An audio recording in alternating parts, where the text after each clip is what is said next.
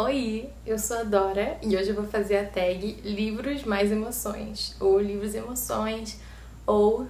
Entre razões e emoções, a saída. Número 1.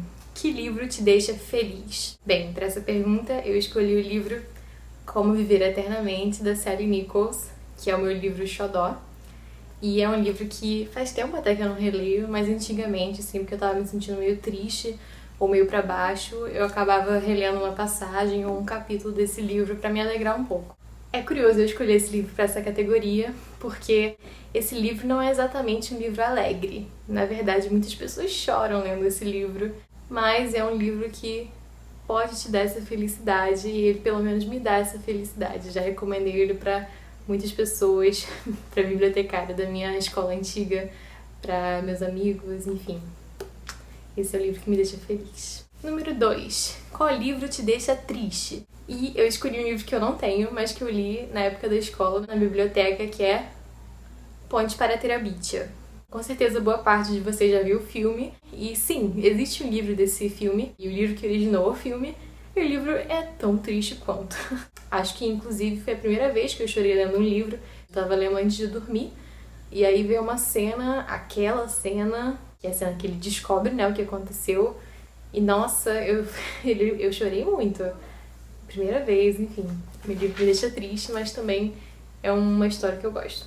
Número 3. Um livro que te deixa nervosa ou com raiva. Eu vou me basear principalmente na parte da raiva, porque eu escolhi Harry Potter e a Criança Amaldiçoada, ou The Cursed Child, que é essa edição que eu tenho. Uma amiga me deu de presente, foi Manu.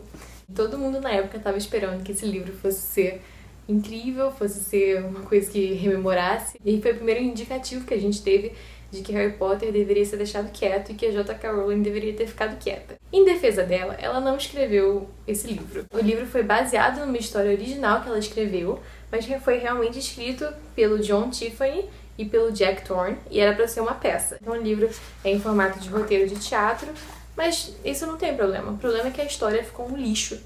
E acho que é isso que eu posso dizer, né? Aquele bebê ninguém merece. Mas teve um momento da Hermione nesse livro, então essa é a parte que se salva do livro. 4. Um livro que te deixa nostálgica. Para essa pergunta, eu escolhi Alguém para Correr Comigo, do David Grossman. Esse livro, uma professora minha na época do Fundamental me emprestou para eu levar para casa, porque ela achou que eu fosse gostar, e não deu outra. Eu gostei, devolvi para ela, mas anos mais tarde isso não saiu da minha cabeça, e algum tempo atrás eu fiquei com muita vontade de reler esse livro, porque eu lembrava muito da história, eu lembrava do que ela me fez sentir. Então eu adquiri esse livro para minha estante e não me arrependo. Ele não é muito conhecido, mas é uma história linda e bem diferente da que a gente está acostumado a ouvir, então vale a pena.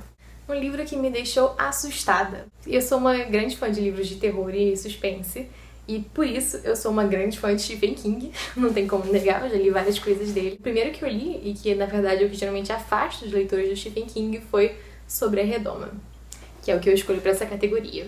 Sobre a Redoma não é exatamente um livro assustador ou mais assustador do Stephen King. É um livro muito bem elaborado, exceto pelo final, mas que me deixou assustada com a humanidade. Porque, gente, que personagens maus.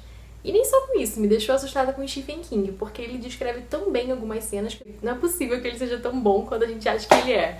Por favor, Stephen King, não me decepcione, seja uma pessoa decente.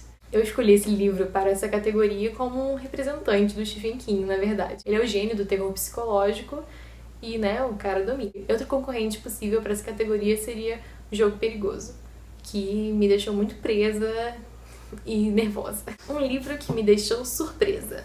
Para essa categoria não poderia ter outro além de Orgulho e Preconceito e Zumbis. Aparentemente tem um filme baseado nesse livro e eu não vi. Mas enfim, eu vi esse livro na livraria e eu achei a ideia genial e talvez muito ruim.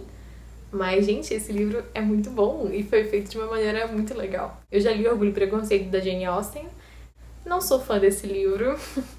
Não é pra mim, não bateu comigo, é escrito da Jane Austen. Mas, nossa, zumbis e ninjas era tudo que Orgulho e Preconceito precisava pra ficar muito bom. Não é feito de uma maneira descuidada, as coisas realmente trabalham com a história de um modo que fazem sentido. E, sério, esse cara é um gênio. Ele tem outros livros, não li nenhum deles ainda. E, nossa, eu recomendo, sério. Parece brincadeira, mas não é. É um bom livro, é muito divertido. Número 7. Um livro que me deixou decepcionada.